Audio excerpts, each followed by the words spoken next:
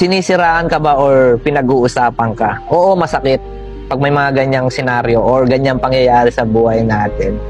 Kasi hindi natin kontrolado kung ano yung gustong sabihin at anong gustong gawin ng mga tao na sa paligid natin. Pero ang tanong, paano ka nga ba tutugon or magre-respond sa mga ganitong sitwasyon? Let me help you, brothers and sisters, kung paano tayo magre-respond sa mga ganitong bagay. Actually, meron tayong mga biblical aspect or biblical words na pwede natin gamitin para mas maintindihan natin kung paano tayo magre-response dito. Unang-una, number 1, ang unang mong gagawin, huwag kang gaganti. Diba? Yun ang unang response na gagawin mo agad, huwag kang gumanti. Sabi nga sa Romans 12:17, huwag ninyong gantihan ng masama ang masama. Pagsikapan ninyong gawin ng mabuti sa paningin ng lahat ng tao. Diba? So, ang ibig sabihin, mga kapatid, huwag na tayong gumanti or gawan pa ng masama kapag may gumawa sa atin ng mali. Sa halip, piliin mong gawin ng tama at mabuti lalo na sa harap ng ibang tao. You respond good even though sobrang sakit, sobrang hirap, pero yun yung tinuturo sa atin ng Biblia kung paano tayo mag-response. Kaya kapatid, kung meron man sa iyong sumisira, huwag mong hayaan na masira din yung peace mo. Always remember the word of God na sinasabi sa atin na huwag na natin gantihan.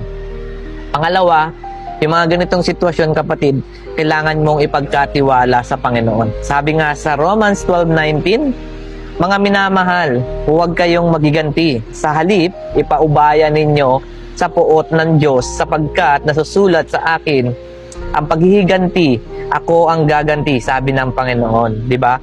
Let God work in their life. Hayaan mo yung Panginoon na kumilos sa kanila. Huwag mong hayaan yung ikaw yung masira at ikaw yung magkasala sa harapan ng Panginoon, di ba? Sabi nga, hinihikayat tayo na huwag gumanti sa mga nakakasakit sa atin. Sa halip, ibigay natin sa Panginoon ang hustisya dahil siya ang nakakaalam kung paano at kailan magbibigay ng tamang kaparusahan. Because God is looking us. Tinitingnan niya tayo kung anong ginagawa natin, kung anong ginagawa ng mga kapwa niya sa atin. So, huwag tayo masyadong mahirapan, but always remember that we have a God. Yan. So, pangatlo, mga kapatid, panatilihing malinis ang puso at konsensya mo. Yan ang napaka-importante. Sabi nga sa 1 Peter 2:12, panatilihin ninyong marangal ang inyong pamumuhay sa gitna ng mga hindi sumasampalataya, upang kahit kayo'y paratangan nila na gumagawa ng masama, makita nila ang inyong mabubuting gawa at luwalhatiin ng Diyos sa araw ng kanyang pagdalaw. Ang ibig sabihin nito, mga kapatid, hinihikayat ang mga mananampalataya o tulad natin mga nasa Panginoon na mamuhay ng maayos at marangal. Kahit may mga taong magsasalita sa atin ng masakit, nagsasalita sa atin ng masama, laban sa atin, ang ating mabubuting gawa ang magpapatunay ng katotohanan at magdadala ng papuri sa Panginoon. So always remember, kapatid, na huwag mong hayaan na ikaw yung magkasala. Bagkus, lagi mong ibigay sa Panginoon.